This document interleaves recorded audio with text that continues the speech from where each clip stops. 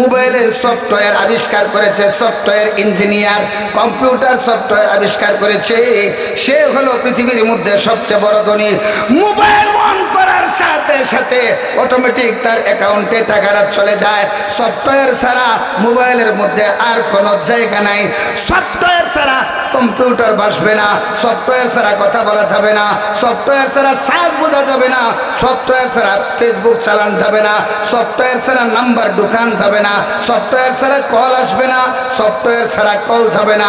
মোট কথা মোবাইলের একমাত্র কলিজাই হলো সফটওয়্যার।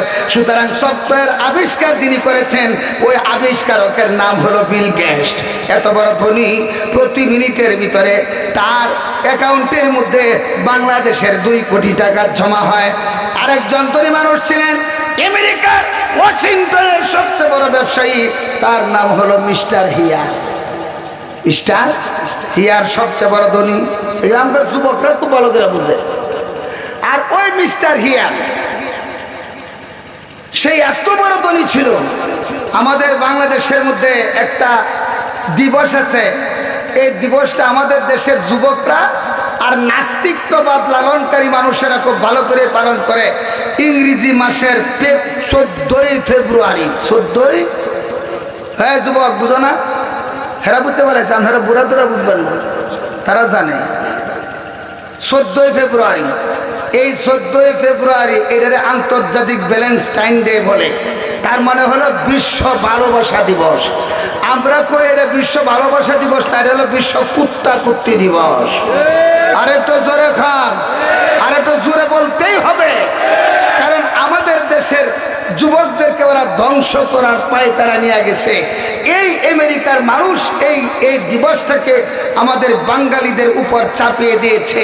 তার ভিতরে স্বাক্ষর করেছিল মিস্টার হিয়ার, সবচেয়ে বড় ধনী মানুষ। এই লোকটা কেমনে ইসলাম গ্রহণ করেছে আপনি আশ্চর্য হইবেন। এত মজার কথা এখানে, অথচ এই লোকটা ইসলাম গ্রহণ করছে। আমার ভাব, এত বড় ধনী মানুষ, সাংবাদিকরা তার কাছে যায় বলে, স্যার আপনার মতো এত ধনী মানুষ পৃথিবীর মধ্যে আর কোথাও আমরা দেখি না। কি পরিমাণ বিমান আপনার আছে, কি পরিমাণ রকেট, প্রাইভেট রকেট আপনার আছে, এটা পৃথিবীর কেউ জানে না, একমাত্র আপনিও বোধহয় বলতে পারবেন না। বলেন না, তাহলে আপনার শান্তির কোনো অভাব নাই। মিস্টার হিয়ার চোখ দেয়া ঝরঝর করে পানি ছাড়তেছে, ডাক দেয়া বলে, সাংবাদিকরা কি পরিমাণ টাকা পয়সা আমার আছে আমি নিজেও বলতে পারি না, শত শত ম্যানেজার তারাও বলতে পারে না, কিন্তু আমার মন সাক্ষী দেয় একটা টাকাও যদি আমার না থাকতো, আমি যদি দেশের মিসকিনদের কাতারে থাকতাম, এইটাই আমার জন্য ভালো হতো। এতগুলি টাকার মালিক হওয়ার পরেও শান্তি কাকে বলে আমি বুঝি না। সাংবাদিকরা বলে, আপনার তো অশান্তি হওয়ার কথা না, কেন আপনার অশান্তি? মিস্টার হিয়ার বলে, গোটা জগতের মধ্যে 3টা সমস্যা আমার সবচেয়ে বেশি। কয়টা? সবাই বলেন আরো জোরে। 3টা সমস্যা আমার সবচেয়ে বেশি। তার মধ্যে 1 নাম্বার 3 সমস্যার 1ম নাম্বার সমস্যা হলো কোটির কোটি টাকার মালিক আমি, 1 দিন না 2 দিন না, দীর্ঘ 8 মাস পর্যন্ত আমার ঘুমের সাথে কোনো সম্পর্ক নাই, আমি ঘুমাইতে পারি না। এ বন্ধু, ঘুম এটা কার নিয়ামত? আরেকটু জোরে বলেন, আল্লাহর নিয়ামত। একজন মানুষ যদি 3 দিন পর্যন্ত না ঘুমায়, তাহলে 4র্থ দিনের মাথায় পাগল হওয়ার প্রস্তুতি নেই। জীবনের কথা ঠিক না? ঠিক। আল্লাহর নবীজি বলেন, ঘুম এটা আল্লাহ তাআলার নিয়ামত। ওয়াজআলনা নাওমাকুম সুবাতা, আমি তোমাদের জন্য ঘুমকে আরামের বস্তু বানিয়ে দিয়েছি। ওয়াজআলনাল লাইলা লিবাসা, ঘুমের জন্য রাত্রটাকে আমি সুন্দর আবরণ বানিয়ে দিয়েছি। আল্লাহু আকবার। সুতরাং ঘুম এটা সবচেয়ে বড় নিয়ামত।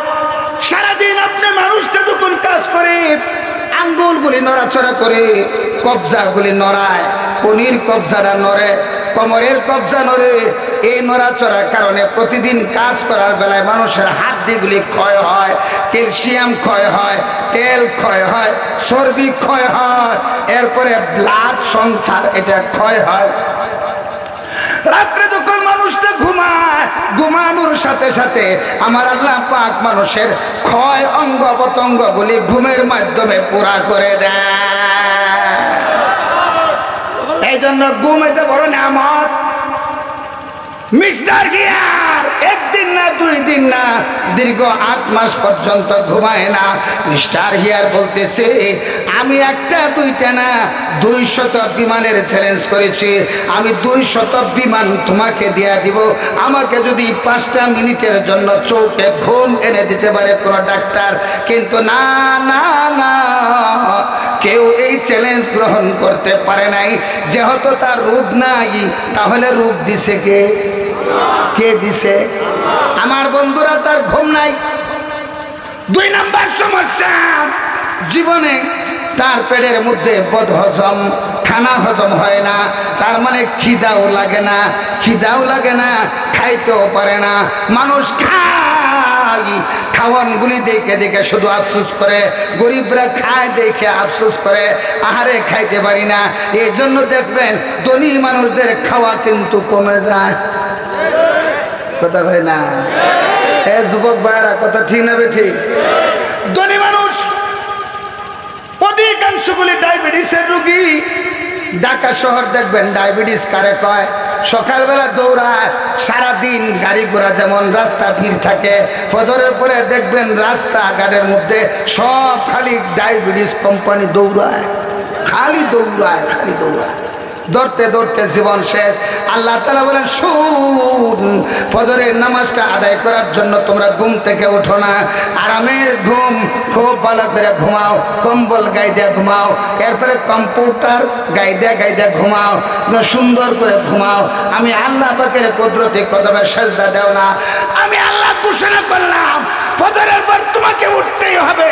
আমাকে যদি তুমি সেজদা না দাও, এমন একটা রোগ দুখায়া দিব, ওই সময় তুই ঘুমাইতে পারবি না, খালি রাস্তায় দৌড়াবি। কথা বল না কেন? দৌড়ায়। এই জন্য আমার ভাইয়ের, আর গরিবের অবস্থা দেখবেন, ডায়াবেটিস গরিবের আছে খুব কম, বুঝলেন না? কুতাল মারে যখন, তখনই ডায়াবেটিস বিদায় নেই। এইটার মধ্যে ডায়াবেটিস আসতে পারে না। মিস্টার হিয়ার বলতেছে, ভালো করে বুঝেন। 2 নাম্বার, মিস্টার হিয়ার বলতেছে, বলে আমার 2 নাম্বার সমস্যা হলো পেটের মধ্যে বদহজম। আমার পেটে কোনো হজম হয় না, কারণ পেট হলো মানব দেহের রাজধানী। বাংলাদেশের রাজধানী হলো ঢাকা। ঢাকা গন্ডগোল, সারা দেশে গন্ডগোল, কলমাকান্দা গন্ডগোল, নেত্রকোনা গন্ডগোল। আর মানব দেহের রাজধানী হলো পেট। পেটের মধ্যে গন্ডগোল, সমস্ত দেহে গন্ডগোল। কথা হয় না? এই জন্য এর সাথে যোগাযোগ করলে সব ঠিক। এ বন্ধু, এবার দেখেন সম্পর্কটা কেমন। ব্যথা হলো কানে, ওষুধ খায়, ওষুধ গেল পেটে, কাজ করে কানে। কথা হয় না? পায়ের মধ্যে ব্যথা, ওষুধ খায়, ওষুধ গেল পেটে, কাজ করে পায়ে। সব অঙ্গ প্রত্যঙ্গের সাথে সম্পর্ক।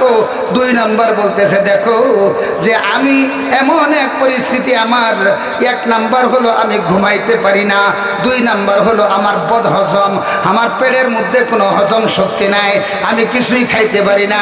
মানুষ খায়, তার প্রতি তাকায়া তাকায়া আমার বড় আফসোস হয়। 3 নাম্বার সমস্যা, আমার স্ত্রী 2 বছর হয়েছে আমার কাছ থেকে বিদায় নিছে, আমার দ্বারের কাছেও আসে না। আমি এখন পাক করে খাইতে পারি না, আমার আত্মীয় স্বজন আমাকে পরিত্যাগ করেছে। আমি এখন হোটেলে খাই, আর খাইতে তো পারি না। যা কিছু হয় শুধুমাত্র বাহিরে। স্ত্রী তার সম্পর্ক রাখে না। আমার বন্ধু, পৃথিবীর মধ্যে কোটি টাকার মালিক যদি কেউ হয়, আর তার স্ত্রী যদি তার সাথে ভালো ব্যবহার না করে, এর মতো বিপদ আর এর মতো হতভাগা কপাল পোড়া জমিনে আর কেউ নাই। না, আপনার বউ না থাকলে বোধ খুব বালা। কথা ঠিক না? হ্যাঁ, এজন্য আল্লাহর নবীজি বলেন, শোনো, দুনিয়াতে তোমাদেরকে 3টা নিয়ামত যাকে দান করা হয়েছে, প্রভূত কল্যাণ দান করা হয়েছে। যারে তিনটা নিয়ামত দিছে সবচেয়ে শ্রেষ্ঠতম নিয়ামত তারা পাইছে। এক নাম্বার যাদের ঘুম আছে আলহামদুলিল্লাহ, এই ঘুম যাদের আছে এটা বড় একটা নিয়ামত। দুই নাম্বার হজম শক্তি যার আছে হেও বড় ভাগ্যবান মানুষ, কথা হয় না, বড় ভাগ্যবান। তিন নাম্বার যাকে আল্লাহ তাআলা একজন নেককারিনী, পরহেজগার, মুত্তাকিন, আমানতদার, শালীন, ভদ্র, নামাজি, পর্দাশীল মহিলাকে স্ত্রী হিসাবে দান করেছে, এ তাকেও আল্লাহ বড় নিয়ামত দান করেছে। আরেকটু জোরে খান। এ বন্ধু, বউ যদি খারাপ থাকে, স্বামীর কথা না মানে, এর থেকে বিপদ জগতে আর কিছুই হতে পারে না।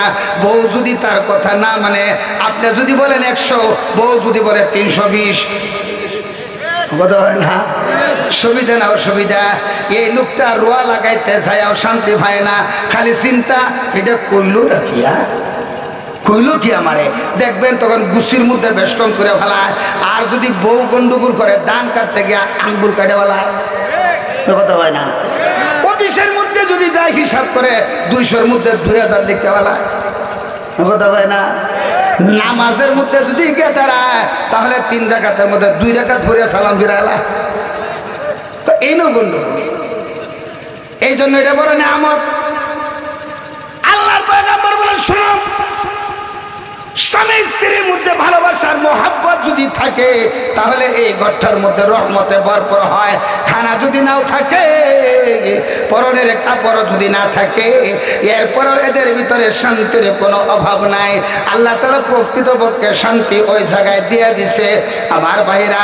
এই জন্য স্বামী স্ত্রী যদি স্বামীরে মহব্বত করে, তাহলে এর থেকে শ্রেষ্ঠতম নিয়ামত আর হতে পারে না।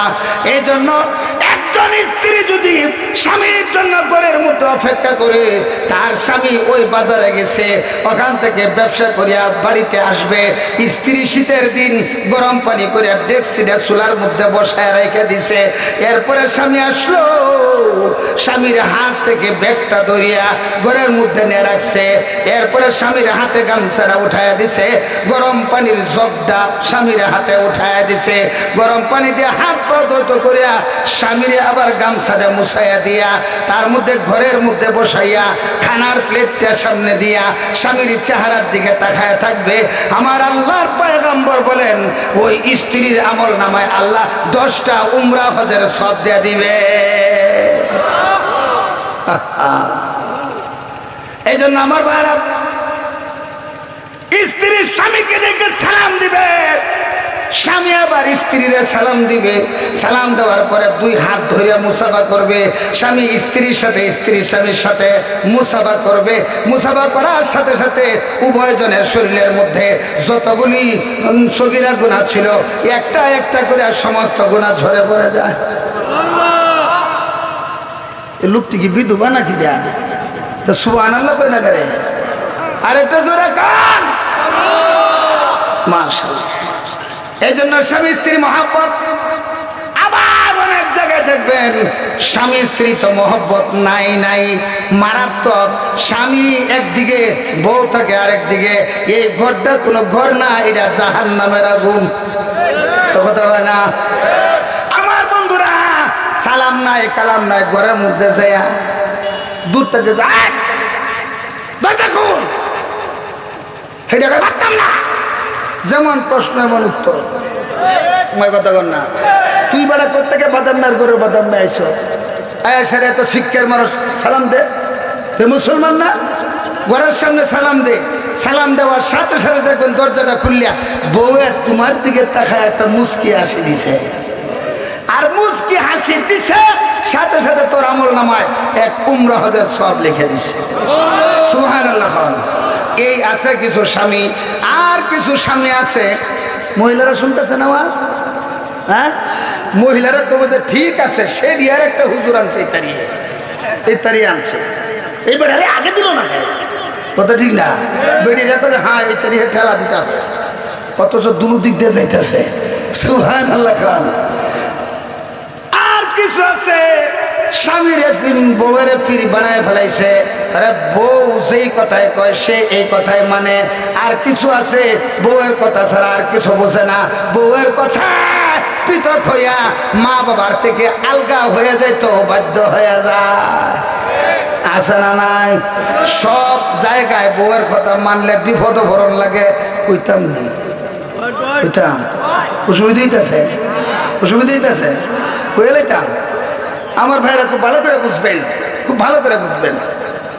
আশরাফ আলী থানভী রহমাতুল্লাহ আলাইহি কিতাবের মধ্যে লিখছে, কিতাবের মধ্যে লিখছে, এক দেশের বাদশাহ হ্যাঁ খালি বউয়ের কথা মানে। বউ কইতাছে বাজার থেকে যাইয়া মাছ কিনে লই আসো। নেতারা যদি বাজারে যায়, এমপি সাহেব যদি বাজারে যায়, তাহলে দোকানদাররা একটু লড়িয়ে সরিয়ে বসে, ফার্স্টে হাতটা 20 টাকা হয়। কেনলে কি নেতা তো আর দামাদামি করতো না, টেহার তো অভাব নাই, ওটা ঠিক না? মাছ চলায় কইতেছে মাশাআল্লাহ পাইছি বহুদিনের বিষয়ে পাইছি। আই মাছ চলায় কইতেছে 500 টাকার মাছ, কইতে ছাড় 2000 টাকা হতো। হ্যাঁ বলে 500 টাকার মাছ তো 2000 টাকা কর।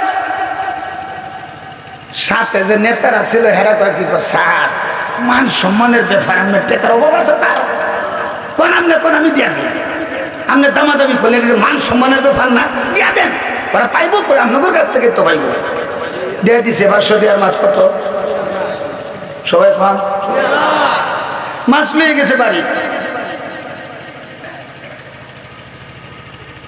বাড়ির গিয়ে বউ জিজ্ঞাসা করতেছে কত? 2000।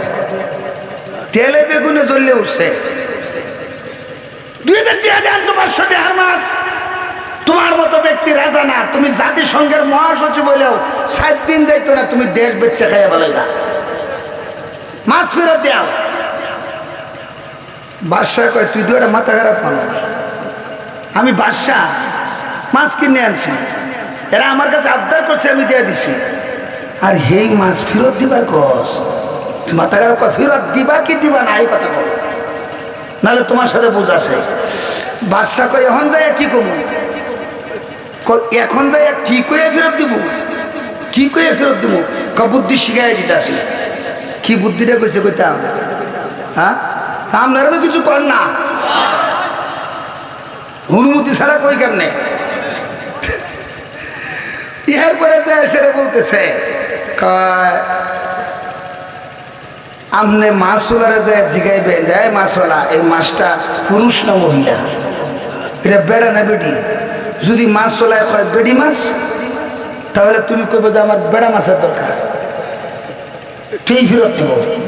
আর যদি কয় বেড়া, তাহলে তুমি কইবে বেডি। এই মাছ লয়ে গেছে বাদশা, হ্যাঁ মাছ ফেরত নাই। কেন স্যার? মাছওয়ালাও কম না, হেরাও খুব ভালো করে বুঝে, খুব ভালো করে বুঝে। যেই মাছ লয়ে গেছে মাছওয়ালা কইতাছে কয় বউয়ের কাছে গ্র্যান্ডেড হইছে না, এই জন্যই উল্টা পাল্টা কথা। এই মাছওয়ালা এটা বেড়ে না বেডি? মাছওয়ালা কয় আমি যদি এখন বেড়া মাছের কথা কই, তাহলে উনি বেডির কথা কইব, আর আমি বেডির কথা কইলে বেড়ার কথা কইব। মাছওয়ালা বুদ্ধি করে কইতাছে স্যার আমার মাছটা বেড়াও না বেডি না, এটা হিজড়া। এটা কি? হিজড়া। বাদশাহ এত খুশি, সর্বনাশ করছে তো। আমার দেশের মাছওয়ালা যদি এত জ্ঞান থাকে, তাহলে সচিবালয়ের সচিবরা না জানি কত জ্ঞান, মন্ত্রণালয়ের মন্ত্রীদের না জানি কত জ্ঞান। আমি তাহলে সফল দেশের সফল বাচ্চা খুশি এবারে মাছওয়ালারে দিছে আরো 2000। অঙ্ক তো হইছে 4000 হইছে। আবার মাছ পেয়ে গেছে বাড়ি, বাড়িতে এসে দেখো মাছ ফেরত দেও নাই, তো ফেরত দিব। মাছ দ্বিতীয়বার লয়ে গেছি, দেখে আমি বুঝছি যে আমি কত বড় সফল প্রেসিডেন্ট। কারণ আমার দেশের মাছওয়ালার এত জ্ঞান, আমার মাছটা দেওয়ার জন্য এমন এক বুদ্ধি অবলম্বন করছে, বেড়া বেড়ির মাছ কান্দে গেছে। তো এখন আমি খুশি হয়ে দিছি 2000। বেড়ি কয় তুমি তাহো, আমি এগোর আর থাকলাম না, ফেরত দিয়ে আসো। কই এখন কি কয়ে ফেরত দেবো? এখন কি কয়ে ফেরত দেবো? কয় এখন তুমি কিছু দেখে আসো না? কহ দেখছি, আমার পকেট থেকে একটা কাঁচা 5 টাকার নোট পড়ে গেছে, এই নোটের মধ্যে আমার ছবি আছে, সেই টাকা মাছওয়ালা পকেটে লইয়ে ফেলেছে। এই তো হয়েছে। এখন তুমি যাই বলো আমার টাকা তুই কেন পকেটে লইলি? রাষ্ট্রদ্রোহী আইন লঙ্ঘন করেছো। এখন তোর হয় 6 মাসের জেল, না হলে ফিটনা, আর না হলে মাস ফিরত। এখন কর। এরপরে বলতে চাই তুই এই কয়েন নিলে কে? শুনতেছেন আপনারা? এই পকেটে নিলে কে? এখন কয় স্যার আমি আপনারে মহব্বত করি, ভালোবাসি স্যার, এই টাকার ভিতরে আপনার ছবি আছে, ছবি আছে, এই ছবিওয়ালা টাকাটা নিচে পড়ে গেছে। আমি তাকায় তাকায় দেখলাম আরেকজন আপনার নাকটার মধ্যে ভরা দিছে।